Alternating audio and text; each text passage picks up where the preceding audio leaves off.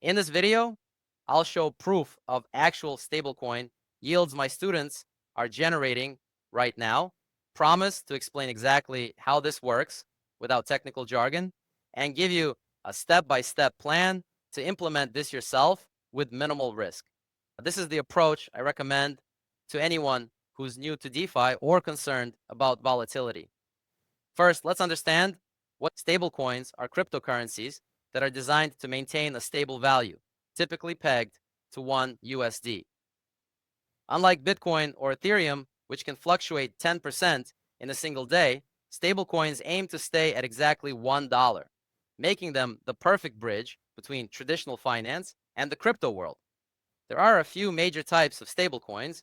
Fiat-backed stablecoins like USDC and USDT are backed by actual dollars in bank accounts. Now, for each USDC in circulation, there's supposed to be $1 in a bank account somewhere. These companies undergo regular audits to prove they have the backing they claim. Then there are crypto-collateralized stablecoins, which use over-collateralized crypto assets to maintain their peg. They're slightly more complex, but still quite stable. Finally, there are algorithmic stablecoins, which use various mechanisms to maintain their peg. I generally recommend avoiding these or approaching with extreme caution, especially for beginners. For my students, I primarily recommend USDC. Why? Because it's regulated, transparent, and has maintained its peg even during extreme market conditions. Circle, the company behind USDC, publishes monthly attestations from major accounting firms verifying their dollar reserves. Now, let's talk about the stability advantage. When you hold stablecoins, you remove the principal volatility risk that scares most people away from crypto. Your $10,000 stays worth about $10,000 while still allowing you to tap into the high yields of DeFi. This is fundamentally different from holding volatile assets like Bitcoin or Ethereum, where your principal can fluctuate wildly. When we compare the risk profile, holding USDC in a properly secured wallet is arguably less risky than keeping money in certain banks. Remember, banks operate on fractional reserves, meaning they don't actually have all your money on hand. Plus, as we saw with SVB and other bank failures, even safe institutions can collapse. Has a stablecoin ever lost its peg? Yes, it has happened. But with regulated stablecoins like USDC, these events have been brief and recovery was quick. And by focusing on the most transparent, regulated options, we minimize this risk substantially. So how do you actually generate these 15 to 30% yields with stablecoins? The primary method is through liquidity mining in stablecoin pairs. Here's how it works. On decentralized exchanges like StellaSwap, traders need liquidity to swap between different stablecoins. For example, someone might want to swap USDC for USDT. To facilitate these trades, the platform needs liquidity providers, people who deposit both assets into what's called a liquidity pool. When you provide liquidity to a stablecoin pair like USDC, USDT, you're essentially becoming a market maker.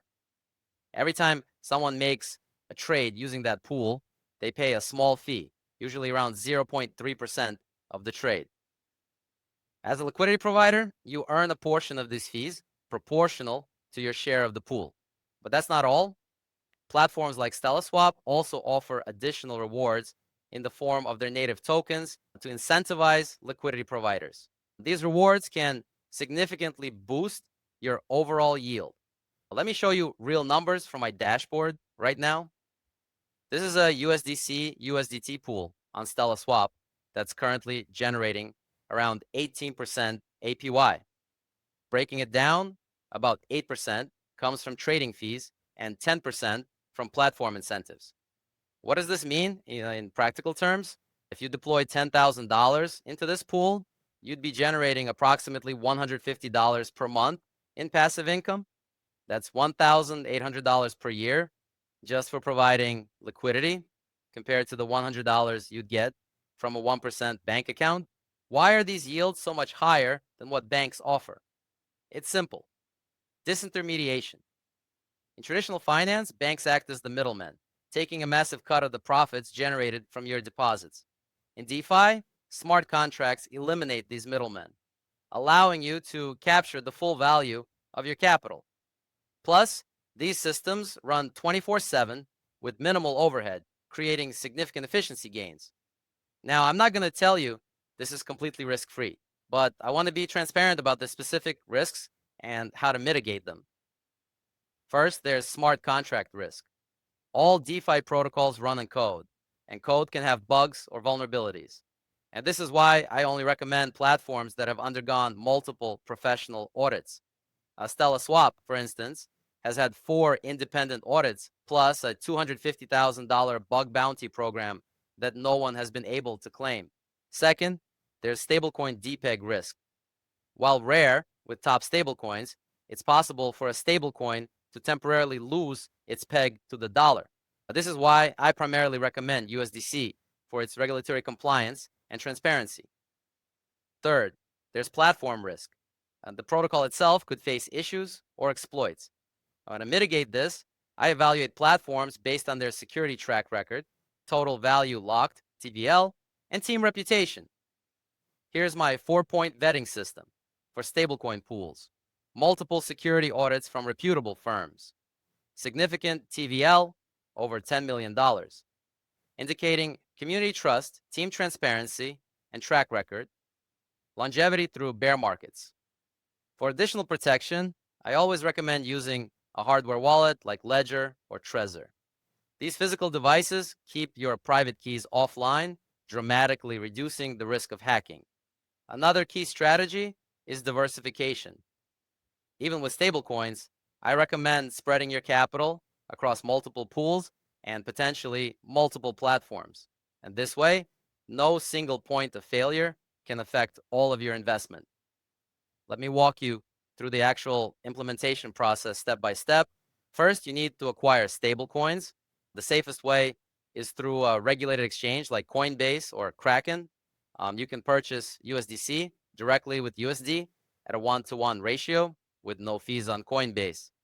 Next, you'll transfer your stablecoins to your self-custodial wallet. I recommend MetaMask for beginners because of its user-friendly interface, but there are many good options. Once your stablecoins are in your wallet, you'll connect to Stella Swap on the Moonbeam network. The interface will show you available stablecoin pools and their current APYs.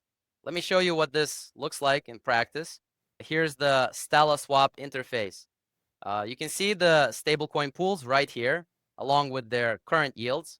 To provide liquidity, you'll deposit equal values of both stablecoins in the pair. For optimal returns, I recommend using concentrated liquidity.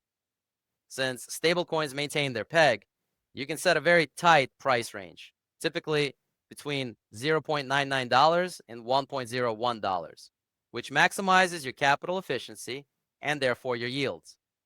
After providing liquidity, you'll receive what's called an LP token or NFT representing your position. You'll then stake this in the farm to start earning additional rewards on top of the trading fees. The whole process takes about 15 to 20 minutes your first time, and even less once you're familiar with it. Let me share a couple of real examples from my students. Mary was a retired accountant who was extremely skeptical of crypto. She started with just $1,000 in a USDC USDT pool to test the waters. But after seeing consistent returns for 3 months, she gradually increased her position to $25,000. She's now generating about $350 monthly in passive income, which covers her utility bills and groceries. And then there's Robert, a business owner who was concerned about inflation, eating away his business reserves. He allocated 20% of his cash reserves to stablecoin farming and has been earning 17% APY for the past year. That's approximately $2,800 monthly on his $200,000 position, which he reinvests in his business. The best part? Both Mary and Robert spend less than 10 minutes per week managing their positions. This is truly passive income. What's particularly impressive is how these yields performed during the bear market. While Bitcoin and other cryptocurrencies were down 70% plus, stablecoin farms continued to generate consistent returns. In fact, trading volume often increases during market volatility, which can actually boost your yields from trading fees. To summarize, stablecoin liquidity mining offers a unique advantage: the stability of cash with yields that far outpace traditional banking. But your principal stays stable at around $1 per coin while generating 15 to 30% annual returns through a combination of trading fees and platform incentives. You maintain full control of your assets at all times with complete transparency of where your money is and what it's doing. And most importantly, this creates truly passive income that requires minimal ongoing management. I know these returns might sound too good to be true compared to traditional finance, but remember, you're not getting these returns because you're taking on massive risk. You're getting them because you're eliminating expensive middlemen and participating directly in market making activity that banks typically monopolize. While specific AP will fluctuate with market conditions, the fundamental model is sound and has survived multiple market cycles already. As DeFi continues to mature, I expect stablecoin liquidity mining to remain the cornerstone strategy for passive income. If you're interested in implementing this yourself, I recommend starting small to get comfortable with the process. I offer a free training workshop where I go through my complete 7-step system for generating passive income with DeFi, with a special focus on low risk strategies like stablecoin farming. Click the link in the description to register. I've helped over 230 people just like you transform their financial future with DeFi. And I'd be honored to help you do the same. This is Vadim Voss, and I'll see you in the free training.